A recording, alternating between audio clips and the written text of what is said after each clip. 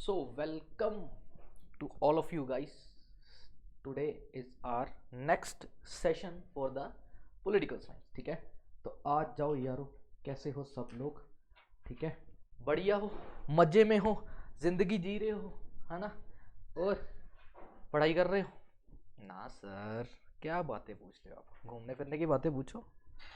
हम तो घूमने फिरने की बातें करते हैं, पढ़ाई वढ़ाई नहीं हमसे होती, है ना?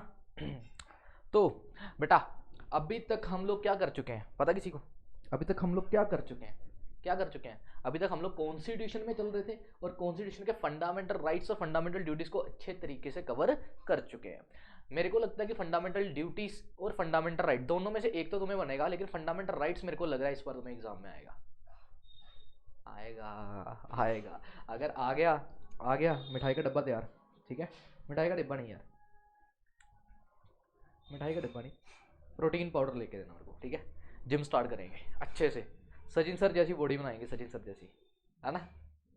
हाल, अरे उनका तो स्वागत करने का तरीका ही बड़ा अच्छा है ना। सचिन सर का स्वागत देखा आपने कैसे करते हैं भाई? मैं कहता हूँ माहौल बन जाता पूरा क्लास में। चलो तो स्टार्ट करें आज की क्लास। रेडी हो?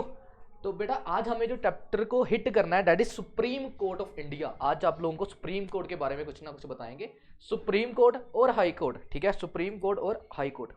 एक मिनट रुको, परफेक्ट। ठीक है, so supreme court and high court वाला चैप्टर आज हम लोग शुरू करने वाले हैं और ये बहुत ही इंपॉर्टेंट है क्योंकि आपका जो क्वेश्चन तैयार होगा वो यही तैयार होगा, या तो सुप्रीम कोर्ट उसकी कंपोजिशन, उसकी पावर्स के बारे में बताओ, या हाई कोर्ट के बारे में पूछ लेंगे, हाई कोर्ट या उसकी पावर या उसके फंक्शंस के बारे में बता दो। ठीक है, समझ आया? तो क्वेश्चन आज का इंपॉर्टेंट है और मजेदार भी है। इसको कराने का तरीका मेरा थोड़ा सा अलग है, तो जैसे जैसे मैं तुम लोगों को बोलूंगा उसी तरीके से आप लोग इसको पढ़ना, और जिसको मार्किंग करनी है वो मार्किंग करे। ठीक है, और जिसके पास नोट्स हैं अपने वो नोट्स से पढ़े, और जिसको मेरे साथ पढ़ना वो मेरे साथ पढ़े। सर आप ही के साथ तो पढ़ेंगे, मेरे साथ ही पढ़ोगे, मेरे को पता है। करें स्टार्ट? चलो गाइस आ जाओ। सो आज का फर्स्ट टॉपिक क्या है हमारा? Composition of supreme court. क्या है बेटा? Composition of supreme court. तो आज हम लोग पहले सुप्रीम कोर्ट के बारे में पढ़ेंगे। पहले मेरे को ये बताओ सुप्रीम कोर्ट और हाई कोर्ट में क्या फर्क है? सर हाई कोर्ट हर एक स्टेट का अलग अलग हाई कोर्ट है। ठीक है, हर एक स्टेट का अलग अलग है, जैसे Punjab high court, Punjab Haryana high court होता है। ठीक है, ऐसे करके हर एक स्टेट में जो खोला गया दैट इज हाई कोर्ट। ठीक है, और हाई कोर्ट के नीचे क्या होते हैं?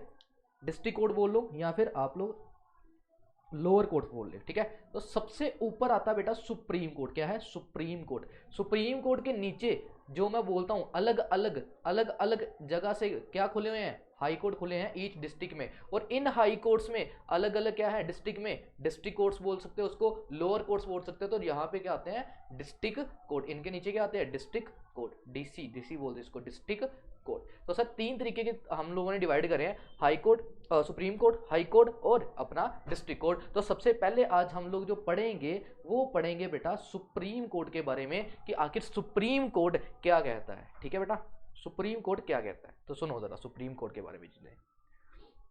स्क्रीन फुल कर लेते हैं और आ जाते हैं हम अपनी पढ़ाई की तरफ में। तो बेटा देखो क्या लिखा हुआ सुप्रीम कोर्ट में। सुप्रीम कोर्ट में उन्होंने बोला सबसे पहले हम लोगों को ये पढ़ना है कि आखिर बेटा कंपोजिशन क्या है। व्हाट डू मीन पता? Word composition. कंपोजिशन का मतलब बेटा ये होता है कि आप सुप्रीम कोर्ट में कितने मेंबर्स को रखते हो, आखिर सुप्रीम कोर्ट कितने लोगों को मिलकर बना हुआ है, दैट इज कंपोजिशन। तो कंपोजिशन में ये आएगा कि आखिर जो सुप्रीम कोर्ट है उसमें कितने लोग हैं। ठीक है, कितने लोग हैं? तो देखते हैं जरा कितने जजेस वहां पे बैठते हैं, कितने मेंबर्स बैठते हैं, तो देखते हैं सारे।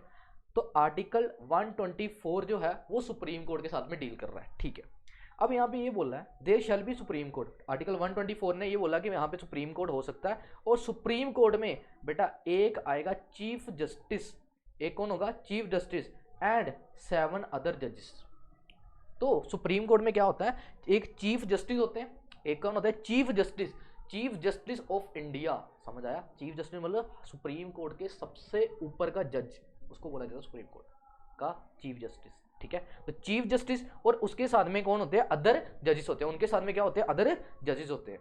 ठीक है, तो एक आएंगे जो चीफ जस्टिस और दूसरे बाकी 7 अदर मेंबर्स। ठीक है, तो इस तरीके से हमारे कंपोजिशन में आते हैं। समझ आ गया? और कैबिनेट जो है हमारी यूनियन कैबिनेट जो है वो चाहे तो इंक्रीज कर सकती है इस नंबर को। ठीक है, जब 1986 था तब इसकी लिमिट तय करी गई थी 25 जजेस बिसाइड चीफ जस्टिस। सर क्या बोल ये बोल रहे हैं कि आखिर हमारी सुप्रीम कोर्ट में एक हो गए चीफ जस्टिस, चीफ जस्टिस सबसे हाईएस्ट में चीफ जस्टिस, ठीक है, उनके साथ में 7 अदर जजेस होंगे। कितने? 7 अदर जजेस, ठीक है सर। तो ये तो लिमिट है। 1986 में इनकी जो हाईएस्ट लिमिट थी वो 25 कर दी गई थी। कितनी? 25। और अगर चाहे तो यूनियन कैबिनेट मिनिस्टर इसको और बढ़ा सकती हैं और बाद में इसको 26 से लेकर 31 तक कर दिया गया था, इंक्लूडिंग चीफ जस्टिस। मतलब आपने क्या याद रखना सर, हम क्या याद रखें, आप सिर्फ ये याद रखो कि आखिर जो आपकी सुप्रीम कोर्ट है उसमें कितने जजेस आते हैं। उसमें आता है एक चीफ जस्टिस आएगा, तो चीफ जस्टिस तो एक ही होंगे और बाकी उनके साथ 7 अदर मेंबर्स हैं। 7 अदर मेंबर्स के अलावा अगर यूनियन कैबिनेट मिनिस्टर चाहे, ठीक है, यूनियन कैबिनेट चाहे तो उनकी लिमिट को इंक्रीज कर सकती है। बस इतना आप लोगों को याद रखना है और कुछ याद रखने की जरूरत यहाँ पे नहीं है, ठीक है। तो जैसे जैसे वर्कलोड इंक्रीज होता है वैसे वैसे इनकी स्ट्रेंथ भी क्या करते हैं बेटा, चेंज करी जाती है। तो अभी तक हम लोग क्या पढ़ रहे हैं? कंपोजिशन।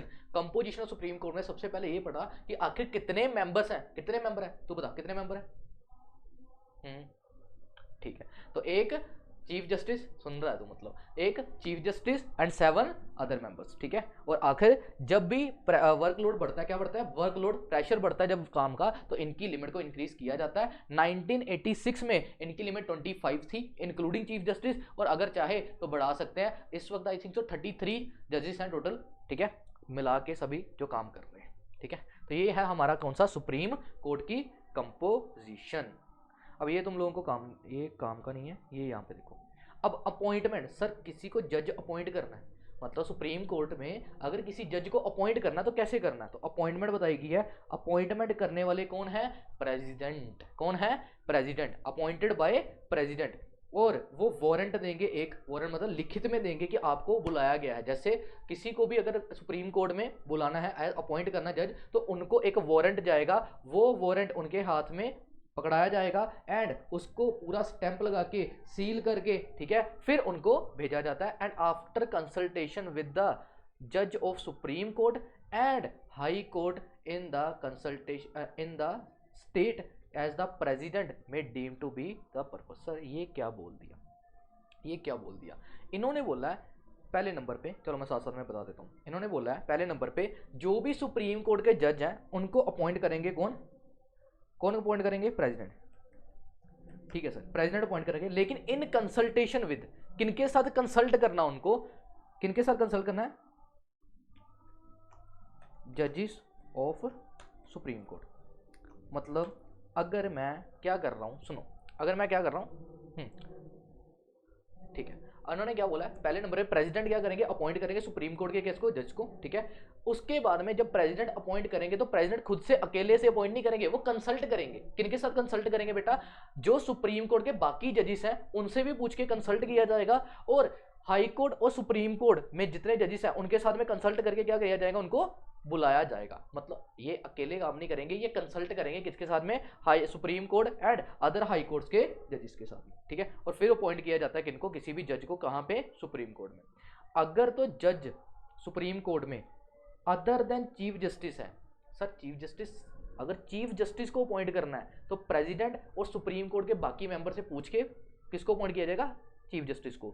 लेकिन अगर किसी और मेंबर को अपॉइंट करना है, सुप्रीम कोर्ट में किसी और मेंबर को अपॉइंट करना है, तब प्रेसिडेंट और चीफ जस्टिस दोनों मिलकर अपॉइंट करते हैं। तो उन्होंने बोला तब चीफ जस्टिस से भी क्या किया जाएगा? कंसल्ट किया जाएगा, ठीक है। समझ आया? समझ आया या नहीं आया? सर नहीं आया? नहीं आया? चलो सुनो फिर से। अगर नहीं आया तेरे को, सर क्या बोला उन्होंने? उन्होंने बोला कि अगर आपको चीफ जस्टिस को अपॉइंट करना है, चीफ जस्टिस कौन है? सबसे हाईएस्ट रैंक पे। अगर चीफ जस्टिस को अपॉइंट करना है तो प्रेसिडेंट करेंगे, और प्रेसिडेंट के साथ में जो सुप्रीम कोर्ट के बाकी के लोग हैं वो मिलकर, दोनों आपस में मिलकर इन चीफ जस्टिस को अपॉइंट कर लेंगे। इजी, ठीक है। और अगर ये अदर मेंबर को अपॉइंट करना है तब प्रेसिडेंट एंड चीफ जस्टिस दोनों मिलकर कर लेंगे। तो प्रेसिडेंट तो हमेशा आएंगे आएंगे, और अगर तो चीफ जस्टिस को अपॉइंट करना है तो अदर मेंबर से पूछ लेना, अगर अदर मेंबर को अपॉइंट करना है तो चीफ जस्टिस से पूछ लेना। इस तरीके से क्या कर रहे हैं? ये आपस में किसी को अपॉइंट कर रहे हैं एज अ जज, ठीक है। दैट इज अपॉइंटमेंट ऑफ जजेस। उसके बाद में ये आपके कुछ काम का नहीं है, इसको कट कर दो, ये नहीं पढ़ना। हाँ, अब यहां से देखते हैं क्वालिफिकेशन। क्वालिफिकेशन से पहले मेरे को ये, हाँ आ गया सर। एडहोक जज क्या होता है? अपॉइंटमेंट ऑफ एडहोक जज। एडहोक का मतलब होता है एडिशनल जज। क्या मतलब होता है बेटा?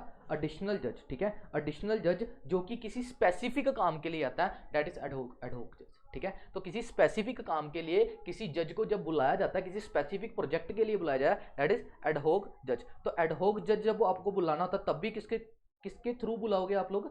प्रेसिडेंट की अप्रूवल के साथ में और चीफ जस्टिस की कंसल्ट के साथ में। तो अगर चीफ जस्टिस और प्रेसिडेंट बोलोगे तब आप लोग कोई भी एडहोक जज बुला सकते हो, ठीक है सर। अपॉइंटमेंट ऑफ रिटायर्ड जज। बेटा ऑलरेडी जो जजेस रिटायर्ड हो गए हैं, जिनको छुट्टी दे दी, आप घर पे चले जाओ, ठीक है, रिटायर्ड हो गए वो लोग, अगर उनको रिटायर्ड जज को बुलाना है, ठीक है, तो द रिटायर्ड जज अमंग द रिटायर्ड जजेस of the supreme court and the high court, तब भी आपको किसकी कंसल्टेशन लेनी है बेटा? प्रेसिडेंट की। तो हम लोगों ने तो एक कॉमन पॉइंट पढ़ लिया कि जब भी किसी जज को अपॉइंट करना सुप्रीम कोर्ट में, तो किससे पूछ के, किसकी परमिशन चाहिए? प्रेसिडेंट की अप्रूवल तो लगेगी लगेगी, ठीक है। चाहे एडहोक जज बुलाना तब भी प्रेसिडेंट की जरूरत है, अगर रिटायर्ड जज बुलाना तब भी प्रेसिडेंट की जरूरत है। फिर आता है बेटा बहुत ही अच्छा कंसेप्ट, दैट इज वुमेन जजेस।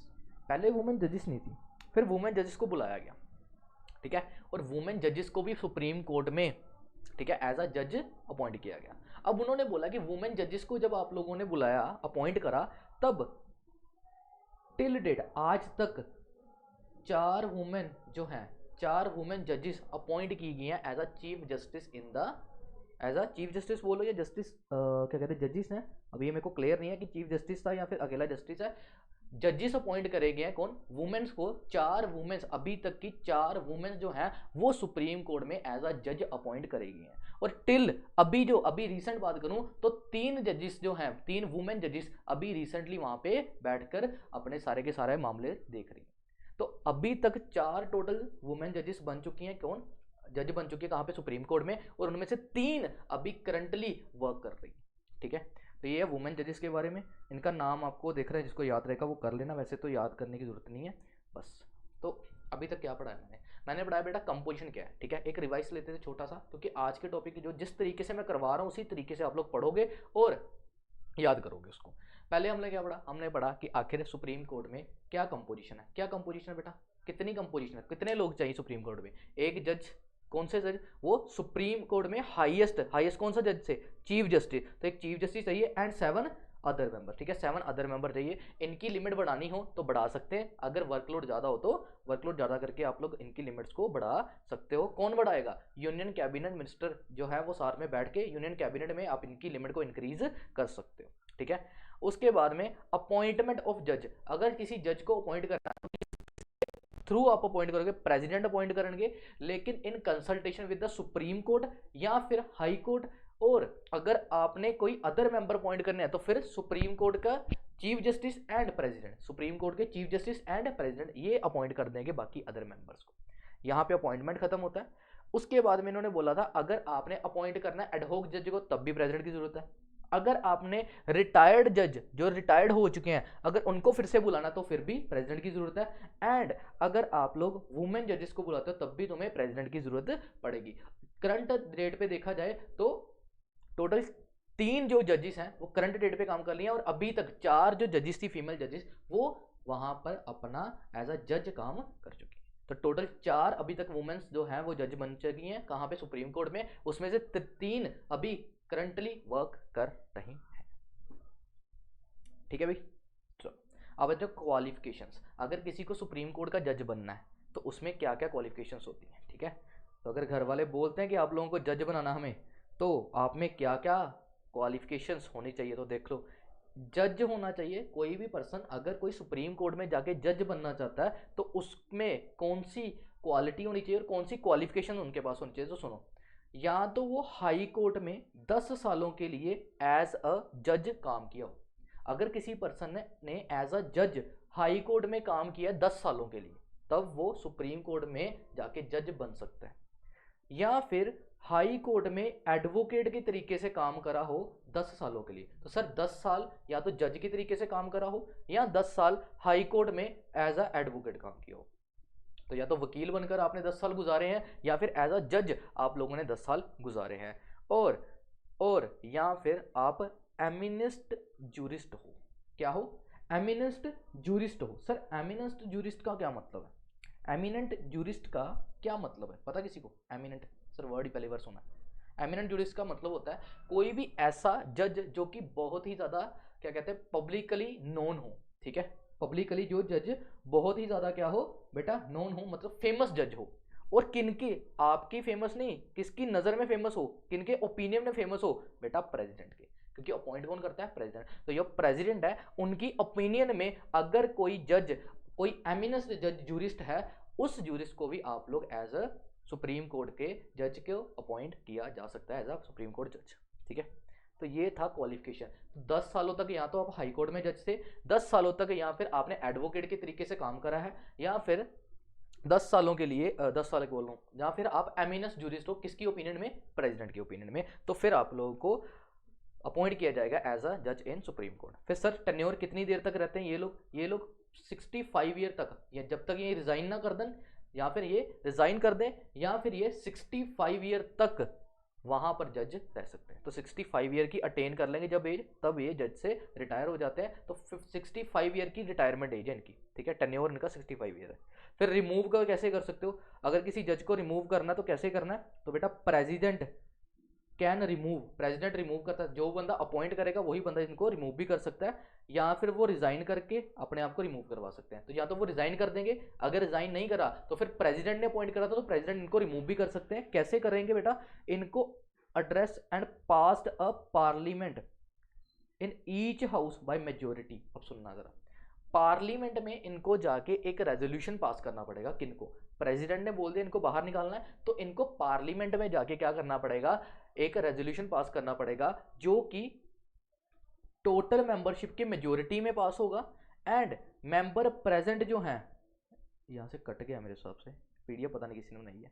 अगर आप लोगों के पास बुक हो तो वहां पे देखना, वहां पे मेंबर की बात है किसी के पास ना? बुक्स है ना? बुक है ना? आप लोगों के पास भी होगी बेटा, बाद में चेक कर लेना इसको। ठीक है, यहाँ पे पीडीएफ जिसने बनाया है उसको देखता हूँ मैं बाद में। ठीक है, तो इन्होंने बोला जो आपके टोटल मेंबरशिप है उसमें से टोटल मेंबरशिप क्या? ठीक है,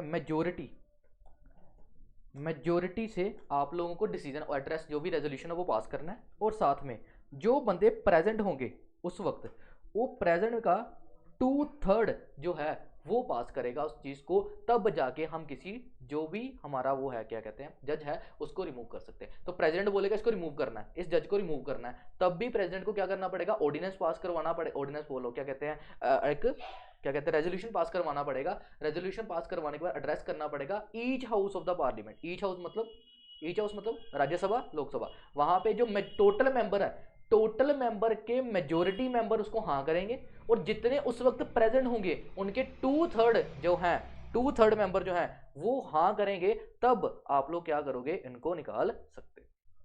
ठीक है बेटा, बस ये चीज थी जो आप लोगों को कंफ्यूज करनी थी यहाँ पे, तो ये मैंने छोटा सा बना दिया आपको। ठीक है, उसके बाद में बेटा सैलरी और अलाउंसेस, जो भी सैलरी। अब देखो सर जज बनने की कितनी सैलरी है सुप्रीम कोर्ट में? बेटा छोटी मोटी जगह नहीं है सुप्रीम कोर्ट सिर्फ हाईएस्ट कोर्ट है।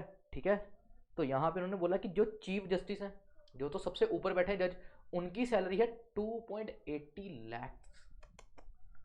2.80 लैक्स, और ये पर ये नहीं है, पर मंथ का है। और 2.5 लाख बाकी अदर जजेस का, और इसको इंक्रीज किया जाता था। और एक चीज़ और बताऊं तुम लोगों को, इसके साथ साथ rent free accommodation, medical facilities, ठीक है, मेडिकल केयर, ट्रैवलिंग अलाउंस, घूमने फिरने के अलाउंसेस, ठीक है, और ये सारी चीज़ें मिलती हैं। मतलब जो चीफ जस्टिस उनकी 2.80 लैक्स पर मंथ, और जो आपके अदर जजेस है सुप्रीम कोर्ट के 2.5 लाख पर मंथ। जज बन जाओ, मौज है। और उसके साथ में रेंट फ्री अकोमोडेशन, मतलब आप फ्री में रहो, मतलब सरकार के द्वारा से आपको घर भी मिलेगा रहने के लिए, फिर मेडिकल की केयर भी मिलेगी, और ट्रैवलिंग अलाउंसेस। क्या बात है। और साथ साथ में देखो सैलरी जजेस, ये देखो इंपॉर्टेंट चीज बताऊं, सैलरी ऑफ द जज are paid out of the consolidation fund and can not be, ये सबसे important line, can not be reduce during his tenure. मतलब जो भी पैसा है वो तो सरकार अपने कंसोलिडेशन फंड से देगी, और साथ में जब तक वो जज हैं अपने टेन्योर में बेटा, तब तक उनकी सैलरी को कम नहीं किया जा सकता। क्या बात है यार, देखा। फिर सीट्स हैं, सीट कहाँ पे है, ये कहाँ पे है, सुप्रीम कोर्ट अभी दिल्ली में है, और साथ में अगर चाहो तो अदर प्लेसेस जहाँ पे भी हैं, अगर चीफ जस्टिस चाहे और अपने किन से अप्रूवल लेके, अपने प्रेसिडेंट से अप्रूवल लेके कहीं और पे भी सुप्रीम कोर्ट की सीट बना सकते हैं और वहाँ पे भी अपने क्या कहते हैं प्रोसीडिंग्स को करवा सकते हैं।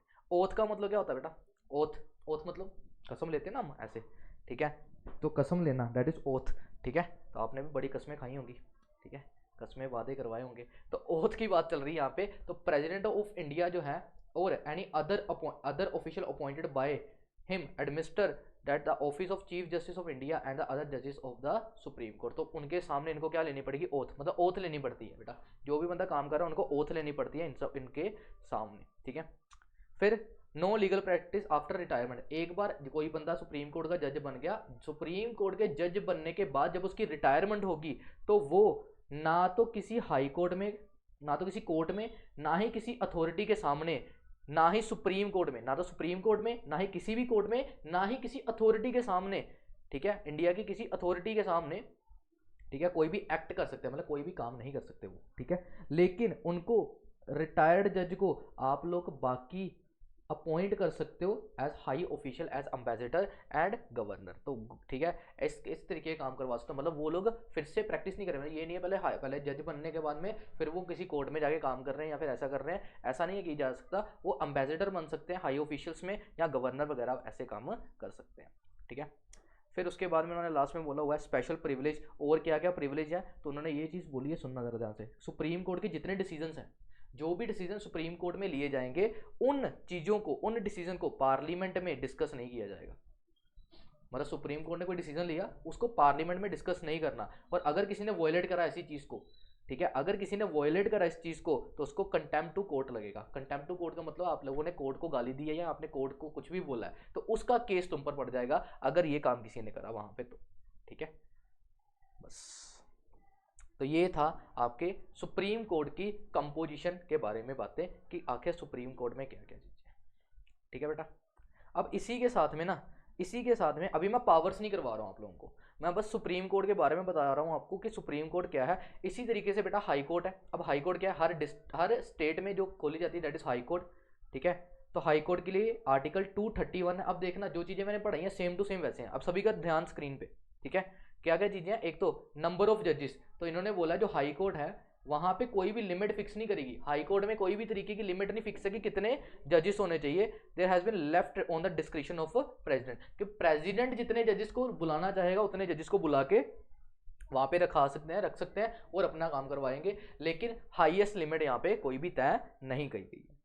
फिर अपॉइंटमेंट ऑफ जज, अब हाई कोर्ट में अपॉइंट करना जज को कैसे करेंगे, देखो high court appointed by the president, sir same तो है बिल्कुल, और उनको भी क्या करना है, वारंट देना है, ठीक है, और सील्ड होना चाहिए वो भी warrant, and after consultation with chief justice of India and governor of the state. अब वहां पे क्या था, वहां पे प्रेसिडेंट अपॉइंट करते थे और प्रेसिडेंट किसके साथ में बात करते थे, बाकी के सुप्रीम कोर्ट के बंदों के साथ में। यहां पे उन्होंने क्या बोला है, यहां पे अगर आपको हाई कोर्ट में किसी जज को अपॉइंट करना है, हाई कोर्ट में जज को अपॉइंट करना है तो क्या करना पड़ेगा, प्रेसिडेंट ही अपॉइंट करेगा, लेकिन चीफ जस्टिस ऑफ इंडिया के साथ में कंसल्ट करके और गवर्नर ऑफ द स्टेट, जो उस स्टेट का गवर्नर है उनके साथ में बात करके, समझ आया। और अगर आप लोगों ने हाई कोर्ट में चीफ जस्टिस, हाई कोर्ट का भी चीफ जस्टिस होता है, सुप्रीम कोर्ट का भी चीफ जस्टिस होता है, अगर आपने हाई कोर्ट के चीफ जस्टिस को अपॉइंट करना है तो कौन कौन अपॉइंट करेगा, सुनना ध्यान से। हाई कोर्ट में अगर आपको चीफ जस्टिस को अपॉइंट करना है तो प्रेसिडेंट अपॉइंट करेगा, चीफ जस्टिस ऑफ इंडिया के साथ में सुप्रीम कोर्ट के चीफ जस्टिस के साथ में कंसल्ट करेगा, और साथ में यहां पे आपके अदर जो है वो क्या है, गवर्नर ऑफ द स्टेट, ये तीन लोग मिलके क्या करेंगे, यहां पे इनको chief justice of high court को अपॉइंट करेंगे। अगर ये chief justice of high court की जगह किसी और को अपॉइंट करना है, मतलब बाकी जजेस को अपॉइंट करना है, तब 1 2 3 और साथ में फोर्थ कौन जुड़ जाएगा, chief justice of high court. मतलब सर क्या बोल रहे हो आप, मैं बोल रहा हूं अगर आपको chief justice of high court को अपॉइंट करना है तो president, chief justice of India और गवर्नर ऑफ द स्टेट, ये तीन लोग मिलकर क्या करेंगे, इन चीफ जस्टिस साहब को अपॉइंट कर देंगे। लेकिन अगर चीफ जस्टिस के अलावा किसी और को अपॉइंट करना है तब इन तीनों के साथ में ये chief justice of high court का भी रिकमेंडेशन लिया जाएगा, फिर 4 लोग मिलकर बाकी अदर को अपॉइंट करेंगे। तो यही चीज़ तो आप वहां पर पढ़ के आए थे ना सुप्रीम कोर्ट वाले में, तो सेम चीज़ है, ठीक है। उसके बाद में ये आपको पढ़ने की जरूरत नहीं है।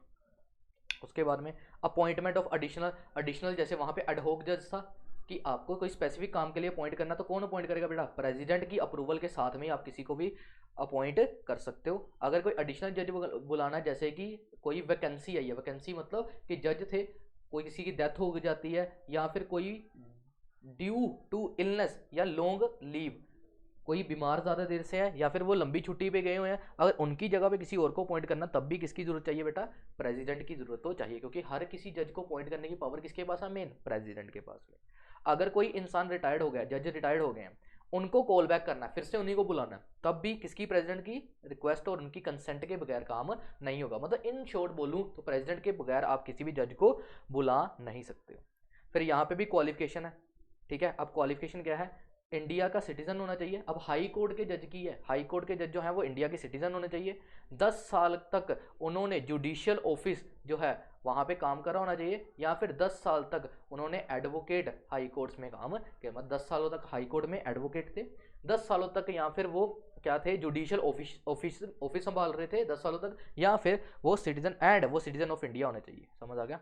तो सिटीजन ऑफ इंडिया तो ज़रूरी है, ये मेन कंडीशन है, और इन दोनों कंडीशंस में से कोई एक भी होगा तो आपका काम चल जाएगा। टेन्योर कितना सर? वहाँ पे 65 ईयर था, यहाँ पे 62 ईयर है। एंड रिमूवल, अगर किसी हाई कोर्ट के जज को निकालना है, रिमूव करना है, तो यहाँ तो वो खुद रिजाइन कर दे, ठीक है, 62 से पहले पहले वो खुद रिजाइन कर दे, तब भी वो रिमूव कर दिए जाएंगे। या फिर वही सेम चीज़ क्या पड़ी थी वहाँ पे? क्या पड़ी थी कि प्रेसिडेंट रिमूव कर सकते हैं आफ्टर पार्लियामेंट से क्या करके, each house of the parliament से क्या एक एड्रेस जो है जो भी रेजोल्यूशन वो पास करके, उसमें भी 2/3 जो मेजोरिटी है वो क्या प्रेजेंट होके वहाँ पे क्या करेगी?